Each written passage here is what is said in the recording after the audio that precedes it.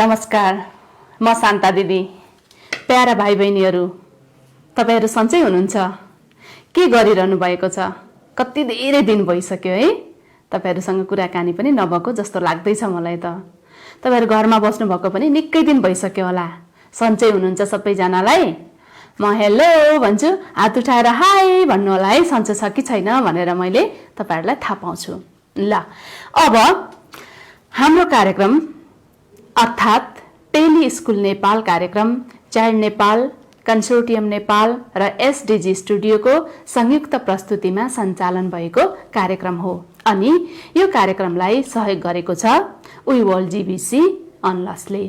अनि भाइ बहिनीहरू, यो कार्यक्रम शुद्ध अर्थात् विशुद्ध रूपमा तपाईहरूको कार्यक्रम हो। यो तपाईहरूकै सिकाइ, मनोरञ्जन, सूचना र तपाईहरूको सहभागिता चाहिँ हाम्रो कार्यक्रमको मुख्य उद्देश्य हो।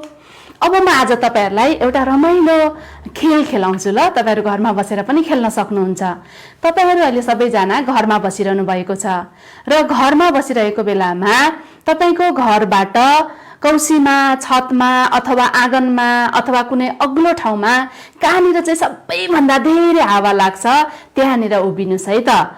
उभिसकेपछि 10 बज्छ, 11 बज्छ अनि 12 बज्छ र कस्तो हावा चल्छ भनेर म तपाईहरूलाई भन्छु है त। ल, सबैजना रेडी हुनुहोस् है। 10 बजे हावा चल्यो, तपाईँ अग्लो ठाउँमा जानुभएको छ, हावा चल्यो।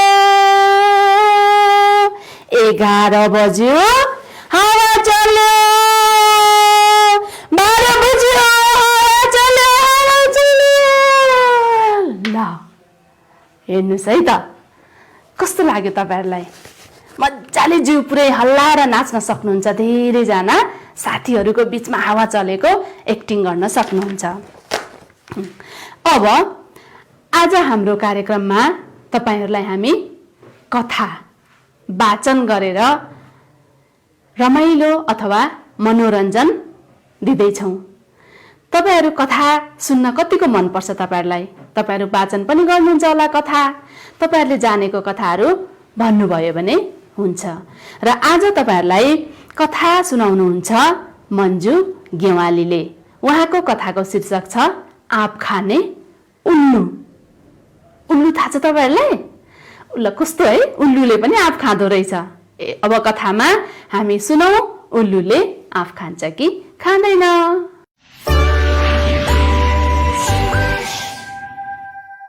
भाइ बहिनीहरू नमस्ते। म आज तपाईँहरूलाई एउटा कथा सुनाउन गइरहेको छु। तपाईँलाई थाहा छ उल्लु चिन्नु भएको छ तपाईँहरूले? उल्लु कस्तो हुन्छ? यस्तो यो चित्रमा देखाए जस्तै आँखा ठुल्ठुला, चुच्चो चाहिँ ठोड। अनि यही उल्लुको बारेमा आज एउटा म कथा तपाईँहरूलाई रमाइलो कथा सुनाउँछु है त। सुरु गरौँ है। एकदमै चकमन्न पर्ने रात थियो। एउटा आँपको रुखमा उल्लु बस्थ्यो। उल्लुको साथी चमेरो पनि थियो त्यही रुखमा। दुवै सँगै मिलेर बस्थे। अनि उल्लुले तपाईँहरूलाई थाहा छ नि भाइ बहिनीहरू, उल्लुले चाहिँ रातिमा आँखा देख्छ अनि उसले रातिमै शिकार गर्छ। उल्लुको आहार के होला थाहा छ तपाईँहरूलाई? के खान्छ ल भन्नुहोस् त? हो, किरा, फटेङ्ग्रा, गडेउला, अलि कुनै उल्लुले त खरायो पनि खान्छ अरे। हो, यो उल्लुले पनि खरायो पनि मार्न सक्ने खालको फुर्ती लाउँथ्यो। दुईटा यी साथीहरू एउटै रुखमा मिलेर बसेका थिए, चमेरो र उल्लु। एक दिन यो बुढो रुखमा बसेको उल्लुले भ्यागुतोको शिकार गर्न खोज्दै थियो। उसले दुलोबाट लुसुक्क निस्केको भ्यागुतोलाई देख्यो अनि त्यो भ्यागुतोलाई झम्टिन खोज्यो। तर भ्यागुतो फुत्त पानीबाट बाहिर निस्किहाल्यो। पानीमा झम्लाङ्ग गयो। उल्लुको हातबाट त्यो चाहिँ फुत्किन सफल भयो। यो सबै गतिविधि आँपको हाँगामा बसिरहेको चमेरोले देखिरहेको थियो। चमेरोलाई हाँसो उठ्यो। उसले हाँस्दै जिस्कायो अनि के भन्यो भने, ओहो मिज्जु, तिमी त बुढो भयो कि क्या हो? रातिमा देख्न पनि छोड्यौ अब त। अनि आफ्नो साथीले चमेरोले चाहिँ त्यसरी जिस्काएको देखेपछि उल्लुलाई चित्त बुझेन। उसले भो नजिस्काऊ मिजु, मैले कस्ता कस्ता खरायो त मार्न सक्छु, जब एउटा भ्यागुतो मार्न सक्दिन भन्न ठानेको तिमीले। त्यति भनिसकेपछि अनि चमेरोले भन्यो, जब एउटा भ्यागुतो मार्न नसक्नेले खरायोको फुर्ती लाउँछौ मिजु।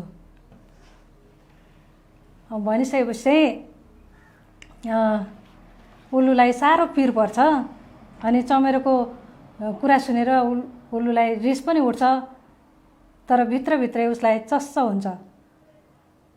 अनि उसले के भन्छ भने, मिजु बोबो तिमीले धेरै फुर्ती नलाऊ, तिमी जस्तो म जे पनि खाने होइन,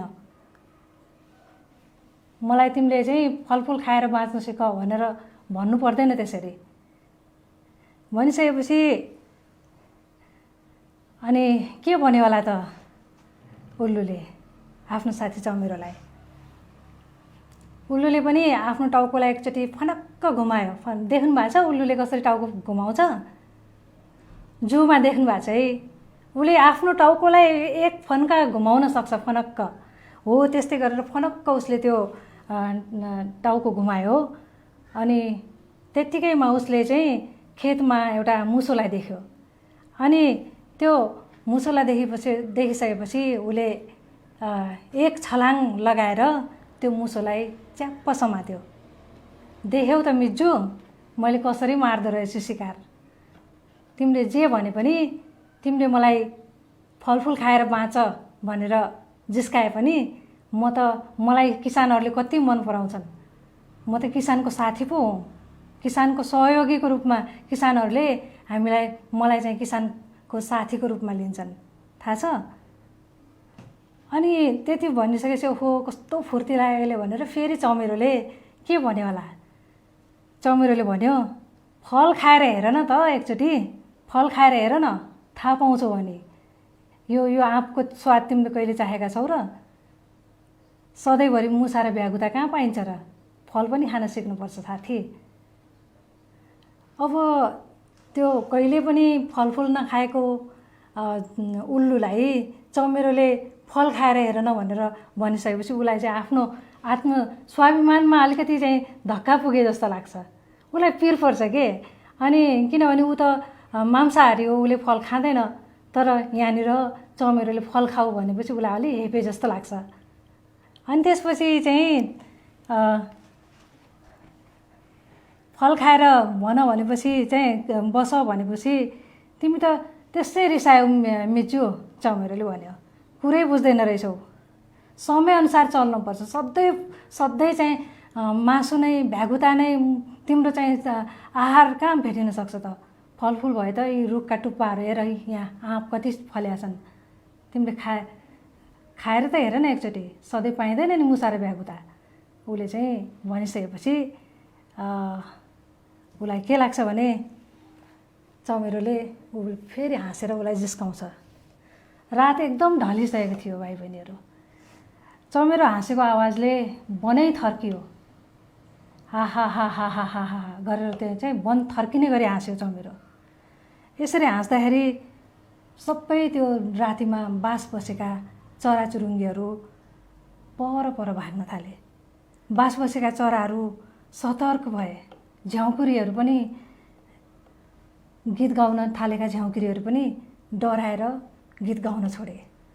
अनि त उसले मनमनै सोच्यो, यो मूर्खसँग दैव डरा भन्छन्, यससँग बोल्नुभन्दा नबोल्नु नै बेस छ। ऊ केही नबोली लुसुक्क टोड्काभित्र पस्यो। अनि कहिले आफ्नो पुर्खाले नगरेको काम म गर्छु र कहिले आफ्नो बाउबाजेले चाहिँ फलफुल खाएर बाँचेनन्, म किन बाँच्नु पर्यो? उसले यस्तै मनमनै भन्यो। अनि बडा मलाई फलफुल खाएर बस भनेर उपदेश दिने। उसलाई चमेरो देख्दाखेरि रिस पनि उठ्यो। अनि भोलिपल्ट दिउँसो चाहिँ लाटो कोसेर टोड्कामा निदाएर बसिरहेको थियो। अनि त्यहाँबाट उसले अर्धनिद्रामै थियो भनौँ, अर्धनिद्रामा थियो। अनि त्यहाँबाट बाहिर त्यही रुखको चाहिँ हाँगाहरूमा अरू मैना सुगा अरू चराहरू आएर मजाले चाहिँ पाकेको आँपको रस स्वाद लिएर खाइरहेका थिए। अनि त्यसपछि त्यही बेलामा सुगाले भन्यो, यो रुखमा बस्ने लाटोकोसेरोले यो आँपको स्वाद चाहेको छ कि छैन होला, हगी मैना दिदी? सुगाले मैनालाई भन्छ। मैनाले भन्छे अनि मैनाले भन्छे खै उसले आँपको स्वाद चाहेको छ कि छैन के थाहा, भो नचाहोस् पनि त्यसले आँप, किनभने आँप चाह्यो भने त्यसले यही रुखमा बस्छ, सबै आँप खाइदियो भने हामीले के खाने त? अनि चराहरू आपसमा छलफल गरिरहेका हुन्छन्। अनि के भयो होला? ओहो तिमी मैना दिदी, तिमी पनि कति स्वार्थी, कति खाला र त्यो जाबो एउटा उल्लुले, सबैले मिलेर खाने हो नि त, खाओस् न के हुन्छ र? अनि सुगाले त्यसो भनेर भन्छे। त्यो भनिसकेपछि तिनीहरूको कुरा सुनेर चाहिँ उल्लुलाई मनमनै चस्स बित्छ। ए हो त नि है, म त यही आँपको रुखमा बसेको छु, तर मैले यो आँपको रुखको एउटा पनि फल चाहेको छैन। म पनि कस्तो मान्छे रहेछु, यही भएर पनि मैले आँप नचाहेको। साँच्चै म त उल्लु नै रहेछु कि क्या हो? नामै उल्लु, मेरो त कामै उल्लु। त्यसै भएर त हेपेको होला नि त्यो चमेरोले, उसले पनि फल खाएर त हेर भनेर भनेको थियो। चाख्नुपर्छ कि क्या हो यो आँप एकचोटि। साह्रै बयान गरेका छन् आँपको यी चराहरूले पनि। आज राति म यो आँप नचाखी छोड्दिनँ। उल्लुले मनमनै यस्तै विचार गर्यो। अनि राति चाहिँ थाहा छ उनीहरू त्यो उल्लु चाहिँ कसैले नदेख्ने गरिकन त्यो आँप खाने विचार गरेर ऊ बिस्तारै आँपको रुखको टोड्का बाहिर निस्केर हाँगामा बस्छ र कसैले नदेख्ने गरी उसले आँपलाई ठुङ्न थाल्छ। ठ्वाङ ठ्वाङ गरेर एकचोटि दुईचोटि ठुङ्छ। अब त्यो मुसा, भ्यागुता, किरा फटेङ्ग्रा यस्तो खाने बानी लागेको उल्लुले त्यो आँप खानै जानेन। कहिले खाएको भए पो जानोस् त नि, होइन र? अब मुसा भ्यागुता खाने बानी लाग्यो, त्यो खान नजानेपछि धेरै पटक ठुङ्गिसकेपछि चाहिँ बल्ल बल्ल एउटा टुक्रा आँपको सानो टुक्रा निकाल्न उसले सक्छ। अनि त्यसपछि त्यो अब काँचो आँप खाएपछि कस्तो हुन्छ ल भन्नुहोस् त? काँचो आँप कस्तो हुन्छ भाइ बहिनीहरू? अमिलो हो, अमिलो हुन्छ है। पाकेको भए पो गुलियो हुन्छ त। अब काँचो आँप अमिलो थियो, उसले छ्या कस्तो नमिठो आँप, यस्तो अमिलो, उसले मुख बिगार्दै छ्या भन्छ। मलाई त यो चराहरूले साँच्चीकै उल्लु बनाउनुकै लागि यसो भनेको रहेछन् कि क्या हो? यस्तो अमिलो आँपलाई पनि मिठो भन्दा रहेछन्। उल्लुले यस्तै विचार गर्छ।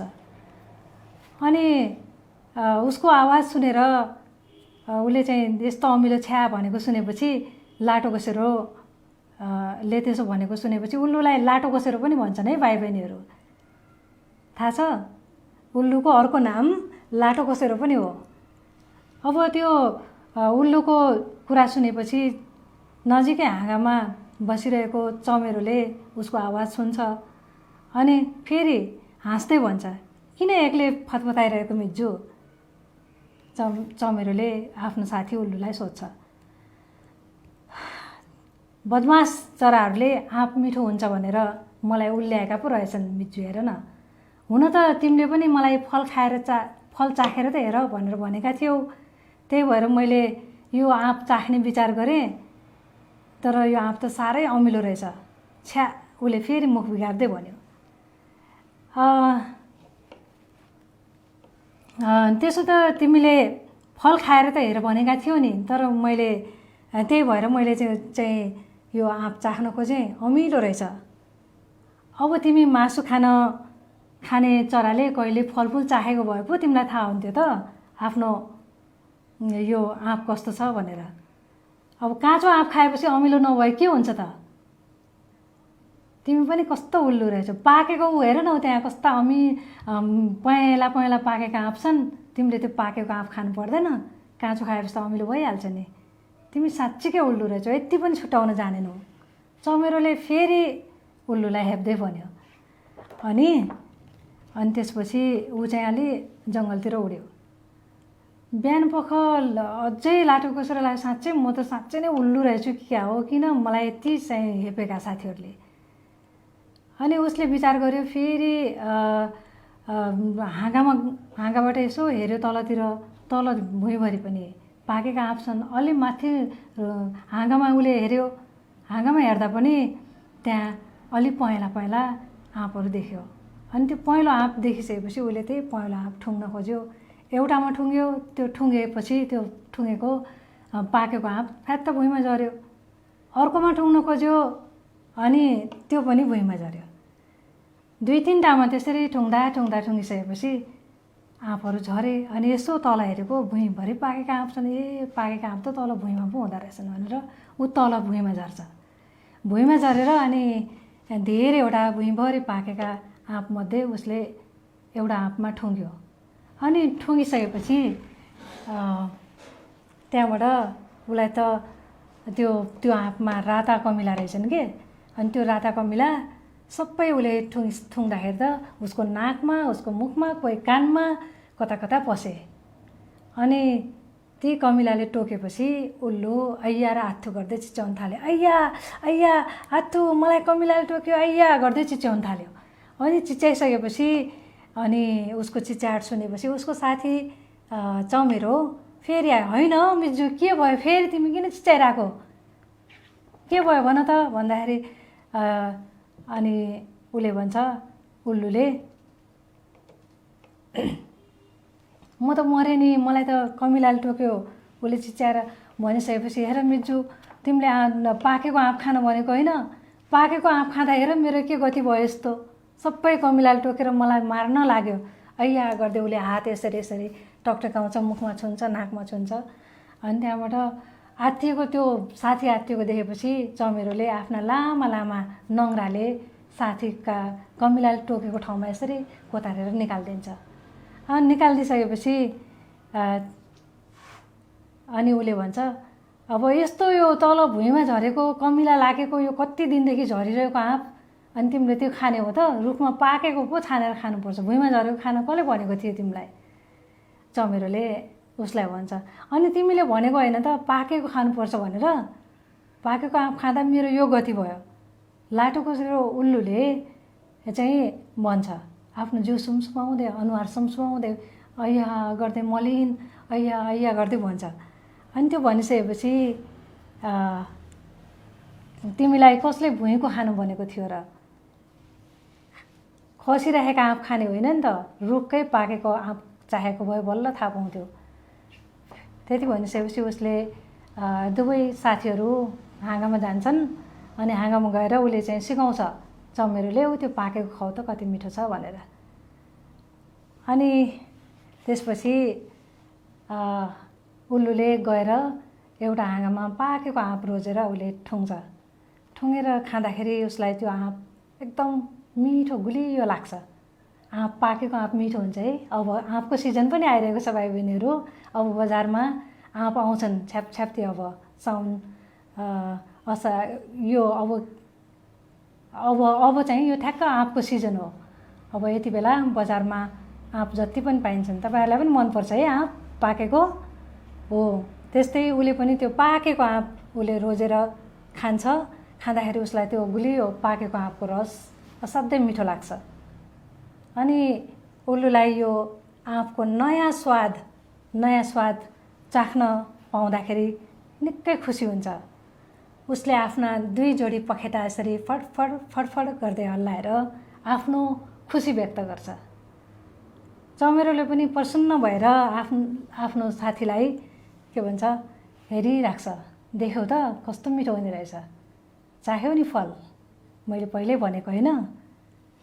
अनि दुईटैका आँखा जुत्छन्। साथीलाई देखेर ऊ अलि लजाए जस्तो गर्छ। अनि उसले लजाउँदै आकाशतिर हेर्छ। आकाशतिर हेर्दाखेरि आकाशमा चन्द्रमा पनि मुसुक्क मुस्काएर उसैलाई जिस्काए जस्तो मान्छ। अनि त्यसपछि त्यो उल्लु मक्ख पर्दै अलिकति लजाउँदै अनि रुखको टोड्काभित्र छिर्छ। कस्तो लाग्यो भाइ बहिनीहरू यो आँप खाने उल्लुको कथा? साँच्चै नै उल्लुले आफूले फल नखाँदाखेरि फलफुल नखाने उल्लुले अन्ततः फल चाहेको छ र उसले नयाँ स्वाद पाएको यस कथामा दिन खोजेको छ। यो कथा कस्तो लाग्यो? यो कथा मैले आफैले लेखेको हो। यसमा चाहिँ पछाडिपट्टि उल्लु लाटोको सेरो, इङ्ग्लिसमा यसलाई आउल भन्छन्, र चमेरो, यो दुईटा साथीहरू छन् र यिनीहरूको जीवनशैली, यसले के खान्छ, उल्लुले के खान्छ, चमेरोले के खान्छ भन्ने कुरा यसमा दिएको छ। यो कथालाई अङ्ग्रेजीमा पनि अनुवाद गरिएको छ। अनुवाद गर्ने बहिनी हुन् रेग्मा पौडेल, र यो कथालाई चाहिँ सुन्दर ढङ्गले चित्राङ्कन गर्ने दाजु हुनुहुन्छ कीर्तिकिशोर जोशी, र यो कथालाई प्रकाशनमा ल्याएको हो विवेक सृजनशील प्रकाशनले। धन्यवाद। यति बेर मेरो कथा सुनिदिनु भएकोमा यहाँहरूलाई धेरै धेरै धन्यवाद।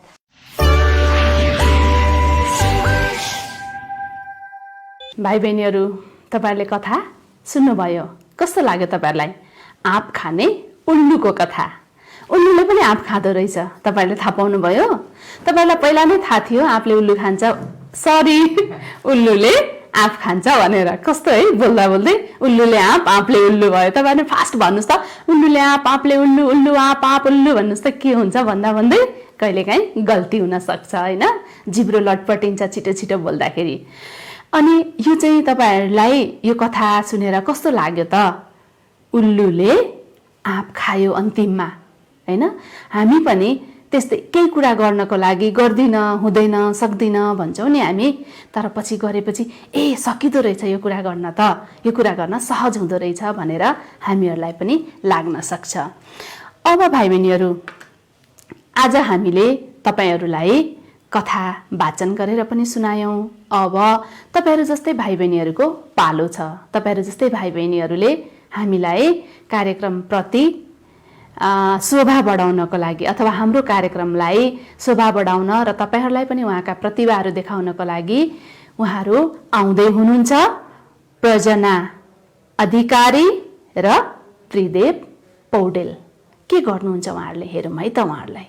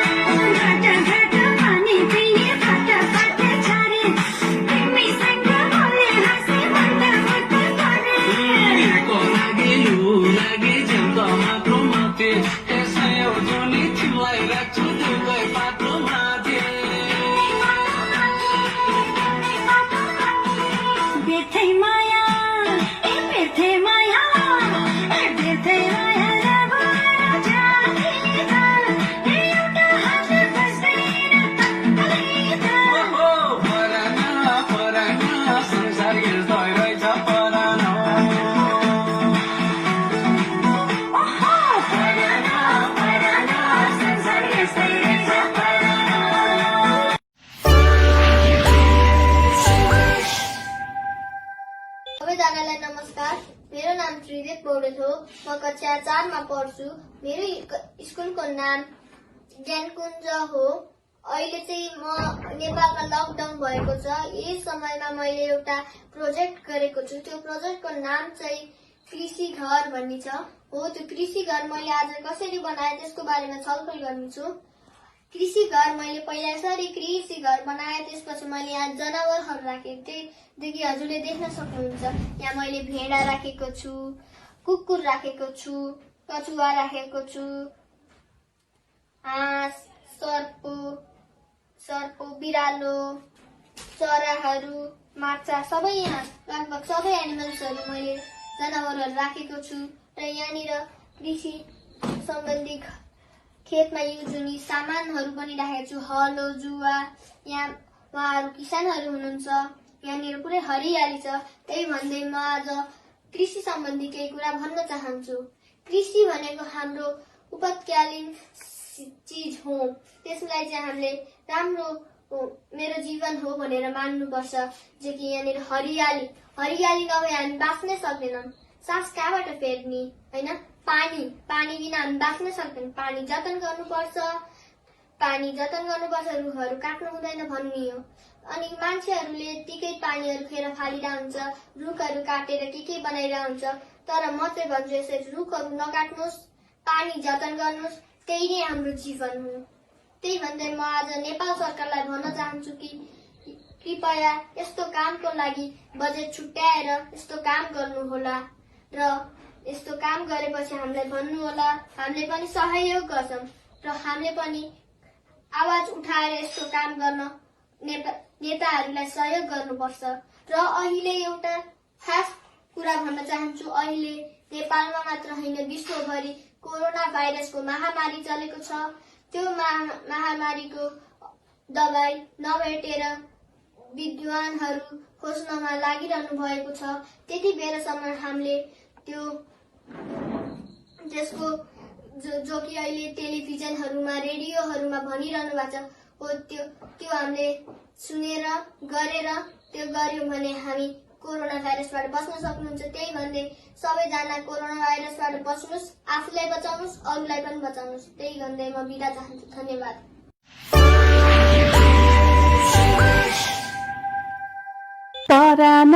पराना संसार यस्तै रहेछ पराना। ला ला ला ला ला ला ला ला ला ला ला ला ला ला। प्रजना अधिकारीको नृत्य देख्नुभयो होला, कस्तो मजाले नाच्नु भएको। उहाँको शरीरको पार्ट हल्लाएर क्या इन्जोय गरेर नाचिरहनु भएको थियो होइन। तपाईँहरू पनि अहिले घरमा बसेर के गरिरहनु भएको छ होला जस्तै लागिरहेको छ मलाई।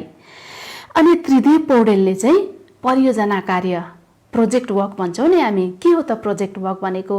एकदमै ठुलो अक्षरहरूले धेरै पानाहरू भर्ने मात्रै परियोजना कार्य हुँदो रहेनछ।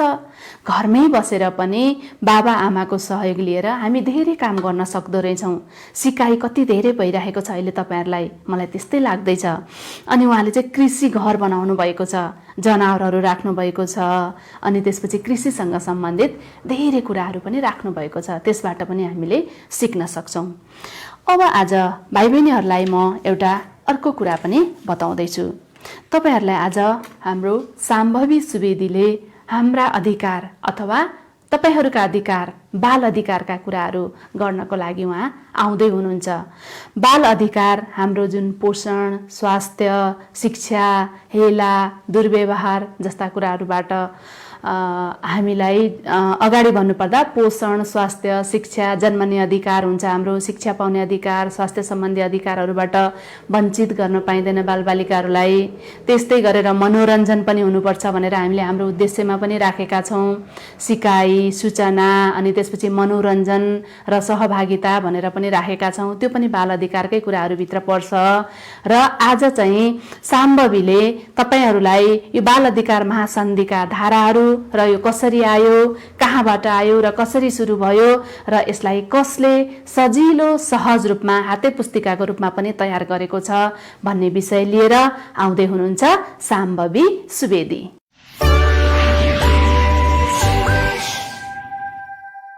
नमस्कार, टेलिस्कुल हेर्न बसिरहनुभएका सबै दर्शक तथा मेरा प्यारा भाइ बहिनी साथीहरूलाई म साम्भवी स्वागत गर्दछु। बाल अधिकार भनेर हामीलाई बाँच्न पाउने उचित शिक्षा, पोषण, स्वास्थ्य जस्ता कुराहरूबाट विकास हुन पाउने अवसर, आफ्ना कुराहरूलाई भन्न पाउने, मलाई यो ठिक छ छैन भन्ने कुरा, आफ्ना हित अहितका कुरामा बोल्न पाउने कुराहरू तथा अरूको हेला हेपाई दुर्व्यवहारबाट जोगिन पाउने हाम्रो अधिकार हो। बाल अधिकारको बारेमा संयुक्त राष्ट्र सङ्घले 54वटा बुँदाका रूपमा 1989मा बाल अधिकार महासन्धि जारी गरेको छ। ती अधिकारहरूमध्ये 11वटा चाहिँ हाम्रो सरकारले कसरी लागू गर्ने, बालबालिकाहरूले कसरी पाउने भन्ने विधिहरू छन् भने 46वटा चाहिँ सोझो हाम्रो अधिकारहरूको बारेमा छन्। तिनै 46वटा धारालाई चाइल्ड नेपालले केही वर्ष अगाडि चित्रहरू राखेर हामीहरूले बुझ्ने भाषामा ती धारालाई गीतको रूपमा सानो पुस्तिका तयार पारेको छ। अनि त्यो पुस्तिकाको चाहिँ तपाईहरूलाई टेलिस्कुलबाट प्रत्येक कार्यक्रममा एक एक धारा थाहा पाउने मौका पाउनुहोस् भन्ने यस कार्यक्रमको चाहना हो। किनभने हामी बालबालिका भनेका भोलिका कर्णधार हौँ। हाम्रो जिम्मेवारी अधिकार हामी सबैले थाहा पाउनुपर्छ भन्ने हाम्रो मान्यता हो। नेपाल सरकारले ऐन संविधानमा बालबालिकाको सबै कुरा राम्रोसँग राखेको छ। अब आज चाहिँ म पहिलो धारामा के छ भनेर भन्न गइरहेकी छु। सुन्नुहोस् है त। 18 वर्ष मुनिका हामी बालबालिका, 18 वर्ष मुनिका हामी बालबालिका, सबै बाल अधिकार हाम्रो अधिकार, सबै बाल अधिकार हाम्रो अधिकार भनेर पहिलो धारामा चाहिँ एकदमै सरल ढङ्गले कुरा गरिएको छ। 18 वर्षसम्मका लागि बालबालिका भनेर भनेको छ र बालबालिकाको अधिकार 18 वर्षसम्मका लागि लागू हुने भनेर पहिलो धारामा उल्लेख गरिएको छ। आज मैले हजुरहरूसँग पहिलो धाराको बारेमा कुरा गरेँ। अब अरू धाराहरूमा के छ भनेर म अर्को कार्यक्रममा भन्ने छु है त। आज म साम्भवी यस कार्यक्रमबाट बिदा लिन्छु। फेरि अर्को कार्यक्रममा अर्को धारा लिएर आउनेछु है त। घरमा बस्नुहोस्, सुरक्षित रहनुहोस्। धन्यवाद। By by.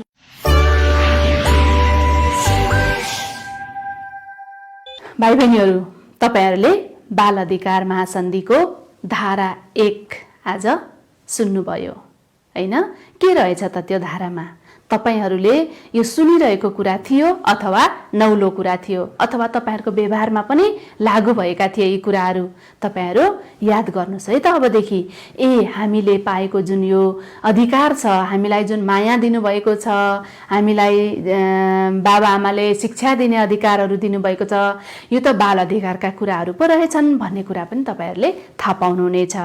अब हाम्रो कार्यक्रमलाई शुभकामना व्यक्त गर्न आउँदै हुनुहुन्छ रबिन नेपाली।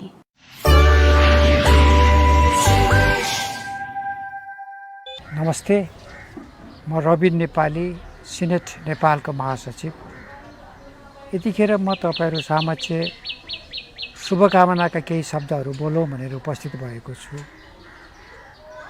बाल अधिकारका क्षेत्रमा काम गरिरहेका संस्थाहरू मूलतः चाइल्ड नेपाल, कन्सोर्टियम नेपाल र एसडिजी स्टुडियोको प्रयासमा स्थानीय सरकारको संयुक्त प्रयत्नमा जुन टेलिस्कुल अहिले प्रचार प्रसारमा आइरहेको छ, त्यो ज्यादै प्रभावकारी छ र त्यसको निरन्तर प्रगतिको लागि म शुभकामना व्यक्त गर्दछु।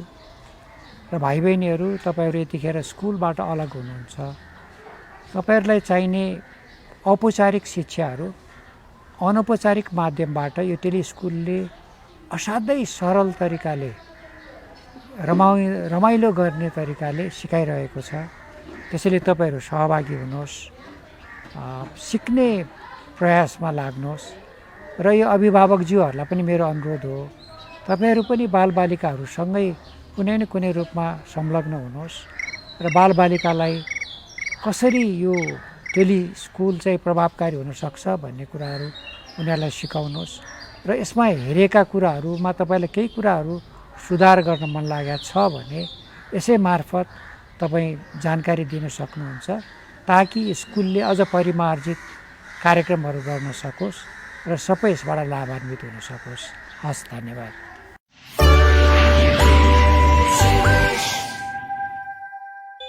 रबिन नेपाली सिनेट नेपालका महासचिव हुनुहुन्छ।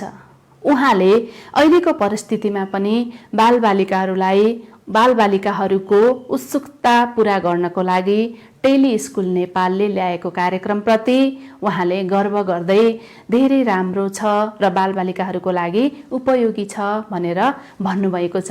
साथै उहाँले हामीलाई शुभकामना पनि व्यक्त गर्नुभएको छ कि आगामी कार्यक्रमहरू राम्रोसँग सञ्चालन होस् र बालबालिकाहरूको पहुँचमा पुगोस् भनेर पनि उहाँले आफ्नो धारणा व्यक्त गर्नुभएको छ। अब भाइ बहिनीहरूसित म बिदा हुने बेला भइसक्यो। तपाईहरूसँग धेरै बेर बसेर गफ गर्न त मन छ, कुराकानी गर्न मन छ, कहिले नाच्न गाउन खेलहरू खेल्न पनि मन छ, तर के गर्ने। अब म तपाईहरूलाई आजको श्रृङ्खलाबाट बिदा हुँदै अबको 20औं श्रृङ्खलामा बाल अधिकारमा पनि बाल संरक्षणको कुरा गर्नको लागि म फेरि आउनेछु। नमस्ते, बाई बाई।